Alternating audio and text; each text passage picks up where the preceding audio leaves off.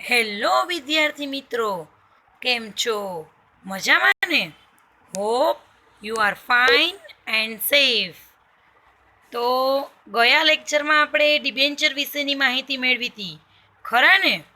બરાબર. તો આજે આપણે વાણિજ્ય વ્યવસ્થા અને સેક્રેટરિયલ પ્રેક્ટિસમાં ચેપ્ટર નંબર 3 એસપીનું કંપનીના સંચાલકો વિશેની માહિતી મેળવીશું. ખબર છે કે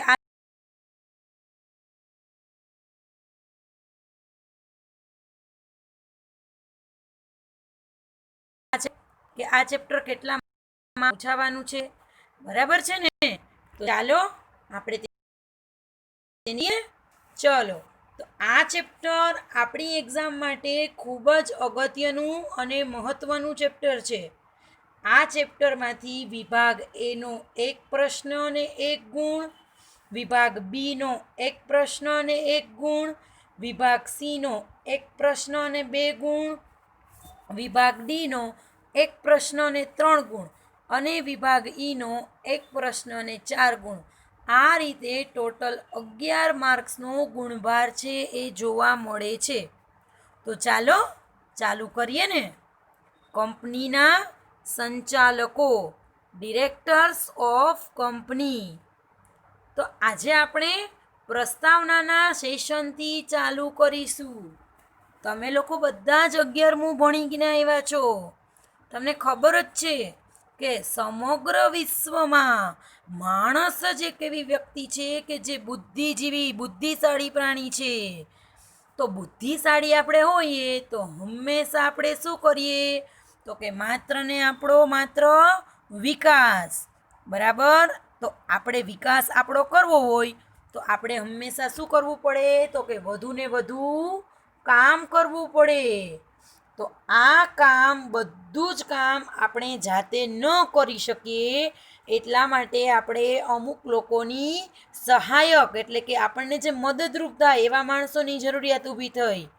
ફોર એક્ઝામ્પલ, આપણે વાણિજ્યની શરૂઆત ક્યાંથી થઈ? તો કે વ્યક્તિ માલિકીથી. એ પછી તો કે ત્યારબાદ ભાગીદારી પેઢી, કંપની, સહકારી મંડળીઓ, સંયુક્ત સાહસો, આ બધું જ અસ્તિત્વમાં આવ્યું. હવે તમને એમ થાય કે આ બધું કેવી રીતે અસ્તિત્વમાં આવ્યું?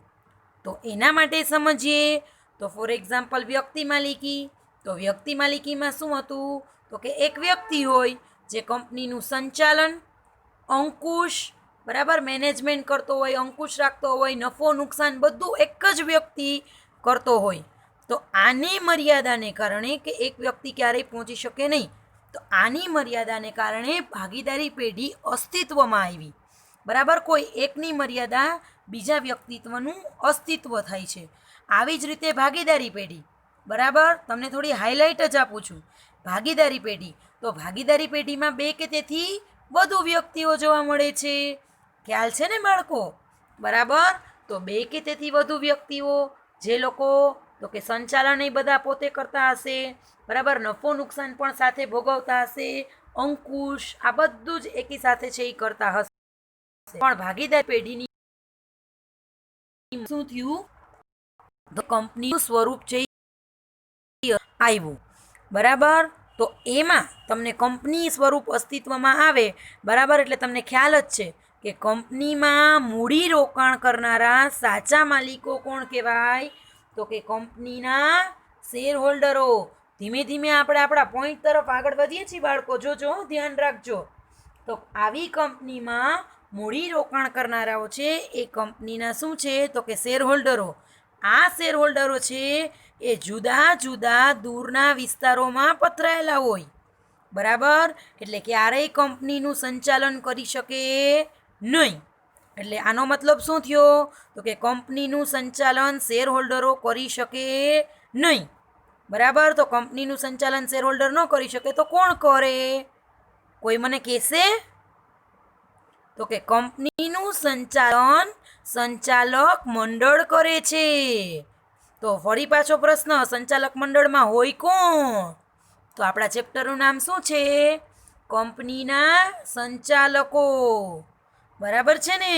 સમજાઈ ગયું કે નહીં ચેપ્ટરનું નામ? તો હવે આપણે શરૂઆત કરશું કંપનીના સંચાલકો, ડિરેક્ટર્સ ઓફ કંપની અને એની પ્રસ્તાવનાથી. બરાબર. કંપની કેવું છે તો કે એક વિશાળ વ્યાવસાયિક સંકુલ છે. કોઈ એક વ્યક્તિએ ક્યારેય નાણાં રોકવાના નથી. બરાબર. કોઈ ધંધો સ્થાપના કરવાનો વિચાર કરશે અને ઘણા બધા બહારના લોકો એવા હશે કે જેમાં નાણાં રોકશે. એટલે કેવું છે તો કે વિશાળ વ્યાવસાયિક સંકુલ. ધંધો કરવાનો એક મોટો પાયે સંકુલ જે હોય ને, વ્યાવસાયિક સંકુલ, બરાબર, એકદમ વિશાળ છે. કંપનીનો જન્મ કંપની ધારાની જોગવાઈઓ અન્વયે થાય છે. અન્વયનો મતલબ કોઈ મને કહી શકશે? કંપનીનો જન્મ કંપની ધારાની જોગવાઈઓથી થાય છે. અન્વય એટલે એનું પાલન કરવું પડે. એટલે કંપનીને કેવું વ્યક્તિત્વ મળે છે? કૃત્રિમ. અહીંયા ચલો હું તમને પોઈન્ટવાળું પેન લઈ લઉં છું અને અહીંયા તમને ખાસ ખ્યાલ પડશે કે કંપનીને કેવું વ્યક્તિત્વ મળ્યું છે તો કે કૃત્રિમ વ્યક્તિત્વ મળ્યું છે. એટલે કંપનીનું નામ તો હોય છે પણ આપણે એને રજિસ્ટર્ડ કરાવવાનું હોય છે. બરાબર. તે પોતાની મેળે આપમેળે ક્યારેય કામ કરી શકતી નથી. બરાબર. એટલે જ હમણાં આપણે થોડી વાર પહેલું જોયું હતું કે કંપનીના સાચા માલિકો છે તેમના શેરધારકોની સંખ્યા કેવી હોય? વિશાળ હોય. તેઓ આખા દેશમાં ફેલાયેલા હોય છે. શેરની ફેરબદલી ઉપર કોઈ નિયંત્રણ ન હોવાને કારણે તેમાં સતત ફેરફાર થયા રાખે છે. અહીંયા હું તમને એક ઉદાહરણ આપું. જો ભાઈ, મારી પાસે છે શેર, આપણા ક્લાસમાંથી 4-5 જણાઓ પાસે, નામ તો અત્યારે મને ખબર નથી, પણ છગન, મગન, બરાબર, ચિરાગ, ઘણા બધા લોકો પાસે છે તો કે શેર છે. હવે આમાં એવું છે કે ભાઈ મારે કોઈ પણ સંજોગોના કારણે પૈસાની જરૂરિયાત ઊભી થઈ છે, બરાબર, અને મારે શેર વેચી નાખવા છે. તો શેર ફેરબદલી ઉપર કોઈ પણ પ્રકારના નિયંત્રણ હોતા નથી. આના માટે હું તમને અહીં એક સરસ મજાનું સેન્ટેન્સ કહી શકું કે ગમે ત્યારે કોઈ પણ કંપનીના હું શેર ખરીદી શકું, ગમે ત્યારે કોઈ પણ કંપનીના શેર વેચી શકું, અને ફરી પાછા જો મારે આ કંપનીના શેર ખરીદવા હોય તો ફરી પાછા પણ હું ખરીદી શકું. એટલે ફરી પાછું જો અહીંયા હાઇલાઇટ કરી નાખજો કે હું અહીંયા શેરની ફેરબદલી ઉપર કોઈ પણ પ્રકારનું નિયંત્રણ હોતું નથી. બરાબર. કંપનીનું કદ હંમેશા કેવું હોય છે તો કે વિશાળ. તમે બધા જ જાણો છો શેરધારકોની સંખ્યા વિશાળ હોય છે અને કંપનીનું કદ એ કેવું હોય છે? વિશાળ. ચલો, અહીંયા સમજાઈ ગયું બધાને? આટલું. તો નેક્સ્ટ લાઈનમાં આપણે આગળ વધીએ. બરાબર. એટલે જ આપણે શું કહી શકીએ? આથી કંપનીના વર્તમાન સમયના પરિપ્રેક્ષ્યમાં આંતરરાષ્ટ્રીય કંપની ધારાધોરણોનું પાલન, બરાબર, ગુણવત્તાયુક્ત વસ્તુઓનું ઉત્પાદન કરવું જોઈએ. હવે તમને અહીંયા એક વસ્તુ સમજાવી દો. આંતરરાષ્ટ્રીય ધારાધોરણોનું પાલન એટલે અત્યારે જે આપણે ઇન્ટરનેશનલ બિઝનેસ કરતા હોય, બરાબર, અત્યારે તો હવે આપણે ચીનની વસ્તુ લેવાનું ખાસ બંધ કરી દીધું છે, બરાબર, પણ આપણે વર્તમાન સમયમાં ઇન્ટરનેશનલ આપણે ધંધો કરીએ છીએ તો આંતરરાષ્ટ્રીય ધારાધોરણોનું પણ પાલન કરવું જોઈએ. ગુણવત્તાયુક્ત વસ્તુઓનું ઉત્પાદન કરવું જોઈએ. નહીતર શું, કસ્ટમરને તરત જ ખ્યાલ પડી જશે કે ભાઈ આ વસ્તુ એક વખત લઈ લેશે પણ નેક્સ્ટ ટાઈમ કોઈ લોકો લેવાનું પસંદ કરશે નહીં. પછી તમને ખબર જ છે કે વધતી જતી હરીફાઈ 3 સંજોગો છે. ચલો, આંતરરાષ્ટ્રીય ધારાધોરણો, બરાબર, ગુણવત્તાયુક્ત વસ્તુઓનું ઉત્પાદન કરવું અને વધતી જતી હરીફાઈ. બરાબર. તમે સમજી જ શકો છો અત્યારનો યુગ કેવો છે? ખૂબ જ કોમ્પિટિશનનો, એકદમ મોટે પાયે હરીફાઈ ચાલે છે. અહીં એક ઉદાહરણ લઈ લેવું છે. પતંજલિની દંત ક્રાંતિ એવી હતી, બરાબર. આના કારણે, બરાબર, કોલગેટવાળાએ વેચ શક્તિ બહાર પાડવી પડી. અત્યારે તો બબુલવાળાએ જો નવી વસ્તુ છે એ લોન્ચ કરી છે. આ હરીફ છે, બરાબર. તો જો હરીફાઈના સમયમાં ટકી રહેવું પડશે તો એક વિશિષ્ટ સંચાલકીય કુનેહની જરૂરિયાત ઊભી થાય છે. અહીંયા વેરી મોસ્ટ આઈએમપી એક વસ્તુ છે જે અંડરલાઈન કરી લેજો. વિશિષ્ટ સંચાલકીય કુનેહ, બરાબર છે. શેની જરૂર પડશે? 3 વસ્તુ. આંતરરાષ્ટ્રીય ધારાધોરણોનું પાલન, ગુણવત્તાયુક્ત વસ્તુઓનું ઉત્પાદન અને વધતી જતી હરીફાઈ. આના કારણે આપણે શું કરવું પડશે? તો કે વિશિષ્ટ સંચાલકીય કુનેહની જરૂરિયાત છે એ ઊભી થશે. બરાબર છે ને બાળકો? આપણે પણ ભવિષ્યમાં કોઈ સારા એવા બિઝનેસમેન બનવું છે ને, બરાબર? અને એક હું તો આમાંથી એવું કહું છું કે આમાં ભણનારું એક બાળક તો સારામાં સારી એક કંપની છે એ સ્થાપવાનું છે, બરાબર છે? એટલે કંપની સ્વરૂપમાં પ્રત્યક્ષ રીતે માલિકો દ્વારા જ કંપનીનું સંચાલન શક્ય બનતું નથી. ચલો અહીંયા મને પ્રત્યક્ષ અને પરોક્ષનો કોણ તફાવત જણાવશે? પ્રત્યક્ષ એટલે શું અને પરોક્ષ એટલે શું? ચલો અત્યારે તો ઓનલાઈન સેશનમાં મારે જ તમને જવાબ આપવો પડશે ને. પ્રત્યક્ષ એટલે સીધે સીધું અને પરોક્ષ એટલે આડકતરી રીતે, બરાબર? એટલે ફરી આ લાઈન સમજીએ. કંપનીના સ્વરૂપમાં પ્રત્યક્ષ રીતે માલિકો દ્વારા, ક્યારેય માલિકો એટલે સાચા માલિકો કોણ છે? ચલો ફરી પાછું કહું, કંપનીના શેર હોલ્ડરો. ચલો અહીંયા બધાને લખેલી સ્ક્રીન દેખાય છે ને મારી? 2 મિનિટનો સમય લાગશે પણ દેખાઈ જશે. એટલે કંપનીના સાચા માલિકો કોણ છે? તો કે શેર હોલ્ડરો. એટલે ક્યારેય શેર હોલ્ડરો દ્વારા સંચાલન છે એ શક્ય બનતું નથી. એટલે આપણે શું કરવું પડશે? તો કે કંપનીનો વહીવટ કરવા માટે તો કે પ્રતિનિધિઓની નિયુક્તિ કરવામાં આવે છે. ફરીવાર અહીં અંડરલાઈન કરી લેશો. શું કરવામાં આવશે?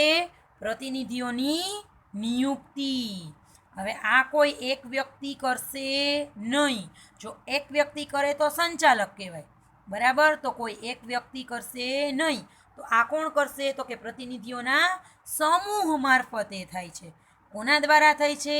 ફરી એક વખત શબ્દ રિપીટ કરું છું, કંપનીનું કામકાજ આ પ્રતિનિધિઓના સમૂહ મારફતે થાય છે, જેને આપણે શું કહીએ છીએ? સંચાલક મંડળ, બરાબર? તો અહીંયા જો હું તમને સંચાલક મંડળની વ્યાખ્યા પણ જણાવી દઉં. કોને કહેવાશે સંચાલક મંડળ? તો કે કંપનીનું કામકાજ પ્રતિનિધિઓના સમૂહ મારફતે થાય તેને સંચાલક મંડળ તરીકે ઓળખવામાં આવે છે. થઈ ગઈ? અહીંયા એક સંચાલક મંડળ. અહીંયા જરાય ગભરાતા રીતે આપી છે, બરાબર? એટલે ત્યારે આપણે યાદ રાખશું. આ તો ટૂંકમાં માહિતી મેળવવા માટે જ છે. આગળનો મુદ્દો જોઈએ. યોગ્ય રીતે કરવા માટે કંપની દ્વારા કેટલીક જોગવાઈઓ પાલન કરવું પડે, બરાબર? કેટલીક જોગવાઈઓ એટલે ઘણી બધી જોગવાઈઓ જોઈ ગયા, ઘણા બધા ગયા. એમાં પહેલું ચેપ્ટર જોયું છે, બરાબર? પહેલું ચેપ્ટરમાં શું જોયું હતું? બરાબર, તો પહેલા ચેપ્ટરમાં આપણે જોયું હતું કે ઘણી બધી જોગવાઈઓ. એમાં તો કે company securities contract regulation act, અને કંપનીનો કાયદો જૂનો છે એ કયો છે? 1956. SEBI securities and exchange board of India 1992. અને કંપની ધારો એટલે નવો શબ્દ ઉમેરવાનો, નવો જૂનો વાપરવાનો નથી, પણ અહીંયા સ્પેસિફિક વર્ડ વાપરો છે કે નવો કંપની ધારો 2013. તો જો અહીંયા એક વાક્ય ફરી પાછું સમજાવું છું, બરાબર? ફરી પાછું એટલે કે યોગ્ય રીતે જો તમારે કંપનીનો વહીવટ કરવો હશે તો કેટલીક જોગવાઈઓનું પાલન કરવું પડશે. તો આ કેટલીક જોગવાઈઓ કેટલી છે? તો કે આ બધી જ કંપની ધારાના કાયદાઓ છે. આ બધાનું આપણે શું કરવું પડશે? પાલન. અહીંયા એક વેરી મોસ્ટ આઈએમપી આવ્યો છે ક્વેશ્ચન. વેરી મોસ્ટ આઈએમપી 1 ગુણમાં MCQમાં પૂછાશે અને આગળ પણ તમને કામ લાગશે કે કંપની અસ્તિત્વમાં આવ્યા બાદ, ફરીવાર રિપીટ કરું છું, શબ્દ સાંભળજો. કંપની અસ્તિત્વમાં આવ્યા બાદ 30 દિવસમાં સંચાલક મંડળની પ્રથમ સભા યોજવી જોઈએ. ફરી વખત રિપીટ કરું છું, એક વખત કંપની અસ્તિત્વમાં આવી જાય કેટલા દિવસમાં? 30 દિવસમાં સંચાલક મંડળની પ્રથમ સભા છે એ યોજવી જોઈએ. ચાલો અહીંયા સુધી બીજી સ્લાઇડ મને ખ્યાલ છે ત્યાં સુધી બરોબર તમે સમજી શકતા હશો, બરાબર છે? ફરી એક વખત રિપીટ કરી દઉં છું, કંપની અસ્તિત્વમાં આવ્યા બાદ કેટલા દિવસ? 30 દિવસમાં. કોની સભા? સંચાલક મંડળની કેટલામી સભા? તો કે પ્રથમ સભા. બરાબર. આમ તો તમે બધા ઇન્ટેલિજન્ટ જ છો, કાંઈ કહેવાની જરૂરિયાત નથી. ચાલો, તો દરેક વર્ષમાં બોર્ડની ઓછામાં ઓછી 4 સભા યોજવી જોઈએ. બરાબર. એક વર્ષના કેટલા બાળકો તમને ખબર છે? એક વર્ષના મહિનાઓ કેટલા ખબર છે? એક વર્ષના મહિનાઓ કેટલા છે? તો તમને બધાને ખ્યાલ છે 12. એક વર્ષના મહિનાઓ કેટલા છે? તો કે 12. બરાબર. તો બોર્ડની ઓછામાં ઓછી કેટલી સભા કીધી છે? 4. તો કેટલા માસે સભા યોજવી જોઈએ? તો દર 3 માસે. જો કદાચ મારા રાઇટિંગ સારા ન થતા હોય તો ધીમે ધીમે દેખાવા માંડશે. બરાબર. એક વર્ષના મહિના કેટલા? તો કે 12 માસ. બરાબર છે. તો દર 3 માસે એક સભા છે એ યોજવાની. ચલો, સમજાઈ ગયું? દર 3 માસે એક સભા યોજવી જોઈએ. બરાબર છે ને?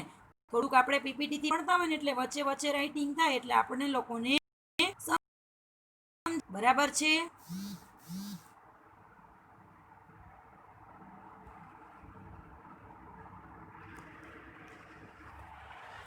ઓકે, ચલો ફરીવાર જરાક જોઈ લઈએ. આપેલા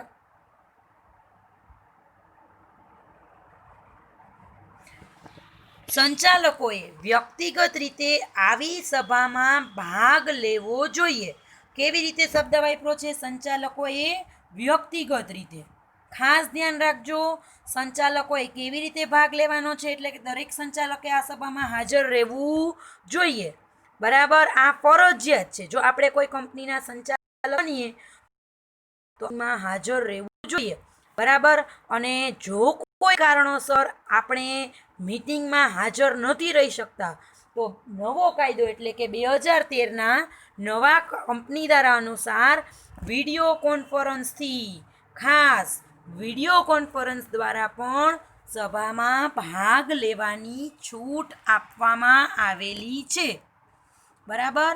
હવે હું તમને દરેક વખતે સંચાલકની વાત કરી રહી છું તો મને કોઈ એવું કહેશે કે સંચાલકની નિમણૂક કરવી કેવી રીતે?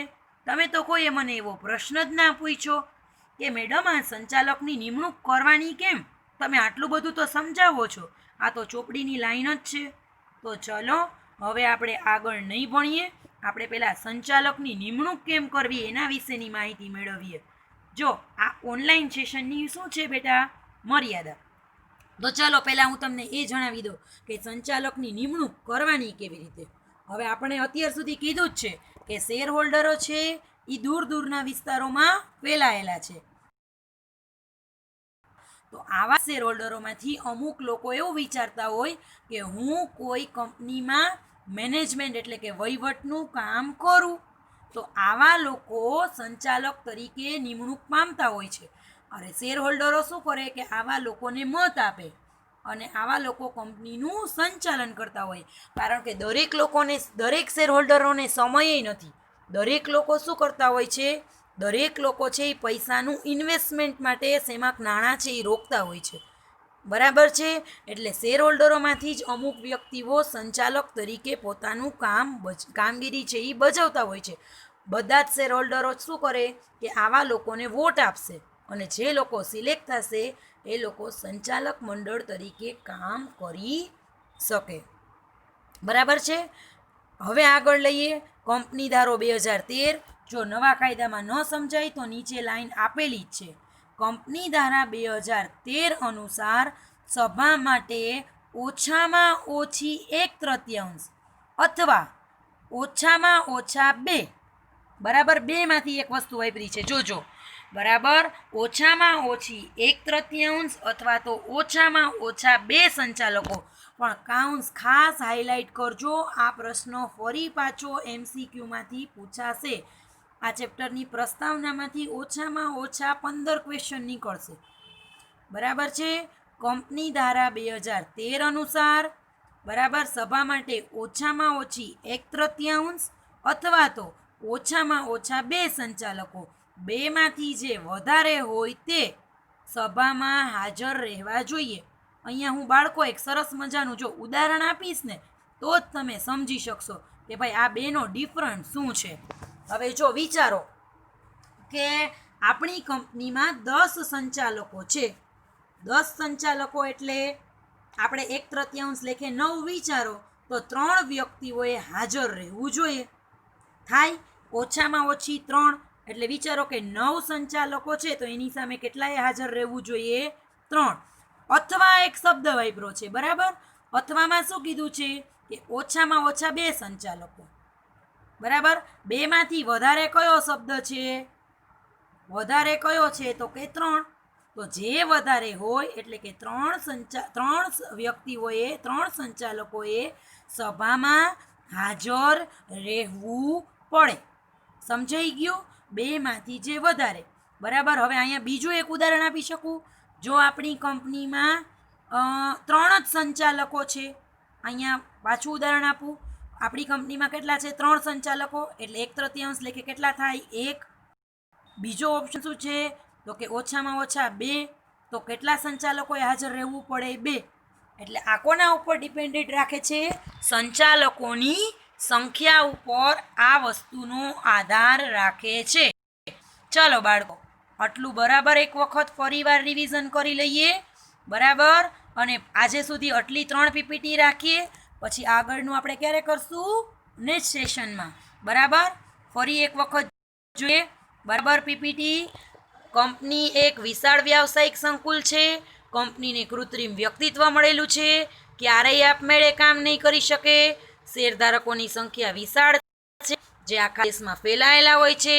શેરફેર બદલી ઉપર કોઈ નિયંત્રણ નથી. કંપનીનું કદ વિશાળ હોય છે. નેક્સ્ટ, બરાબર. 3 વસ્તુ: આંતરરાષ્ટ્રીય ધારાધોરણોનું પાલન, ગુણવત્તાયુક્ત વસ્તુઓનું ઉત્પાદન અને વધતી જતી હરીફાઈને કારણે શું થશે? વિશિષ્ટ સંચાલકીય કુનેની જરૂરિયાત ઊભી થશે. સીધી રીતે એટલે કે પ્રત્યક્ષ રીતે માલિકો દ્વારા ક્યારેય કંપનીનું સંચાલન શક્ય નથી, એટલે પ્રતિનિધિઓની નિયુક્તિ કરવામાં આવશે. આ પ્રતિનિધિઓના સમૂહ મારફતે સંચાલન થતું હોય, બરાબર. આવા લોકોને સંચાલક મંડળ તરીકે ઓળખવામાં આવે છે, બરાબર. કંપની અસ્તિત્વમાં આવ્યા બાદ ખાસ યાદ રાખજો, 30 દિવસમાં સંચાલક મંડળની પ્રથમ સભા છે એ યોજવી જોઈએ. બોર્ડની ઓછામાં ઓછી કેટલી સભા બાળકો? 4. તો વર્ષમાં કેટલી વખત? 3 માસે 1 સભા, બરાબર. પછી સંચાલકો વ્યક્તિગત રીતે આવી સભામાં ભાગ લેવાનો છે. નવા કાયદા અનુસાર વિડીયો કોન્ફરન્સથી પણ ભાગ લેશે. અને ખાસ લાસ્ટ બટ નોટ લીસ્ટ, ઓછામાં ઓછા 1/3 અથવા ઓછામાં ઓછા 2 સંચાલકો કાઉન્સ ભૂલવાનો નથી. 2 માંથી જે વધારે હોય તે લોકોએ સભામાં હાજર રહેવું જોઈએ. Bye bye.